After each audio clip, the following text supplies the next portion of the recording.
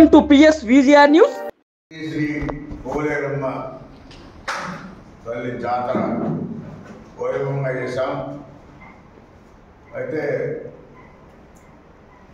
ఉమ్మడి జిల్లా నెల్లూరు జిల్లా, కొత్త జిల్లా తిరుపతి జిల్లా, తిరుపతి జిల్లా collector, SP Tirupati SP, Tirupati collector, Nellore collector, Nellore SP అందరూ కూడా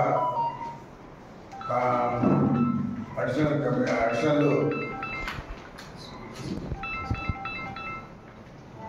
గూడూరు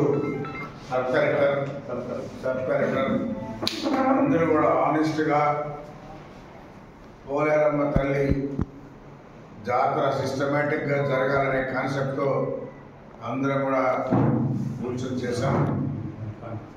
అయితే ఎక్కడో చిన్న చిన్న పొరపాట్లు జరిగి ఉండొచ్చు. ఎందుకంటే మేము పాసలు లేవని చెప్పి వాళ్ళందరూ చెప్పి పాసలు క్యాన్సిల్ చేశాం.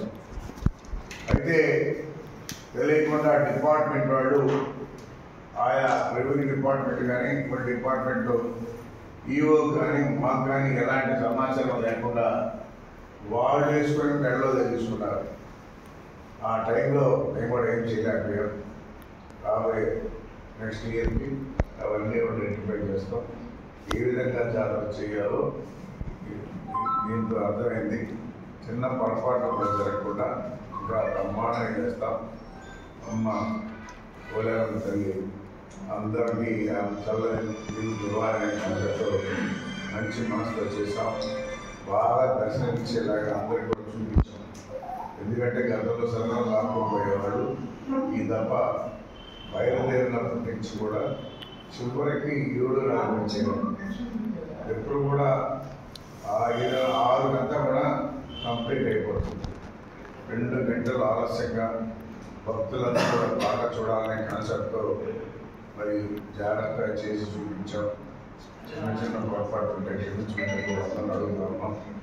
కాబట్టి రెవెన్యూ కూడా గతంలో ఈవోకు కూడా బాగా కష్టపడ్డాం. అయినా చిన్న పొరపాట్లకి అధికారులు నేను పొరపాటు చేయలేదు. అయితే ఆ పొరపాటుని నెక్స్ట్ జరగకుండా కూడా చూస్తాం.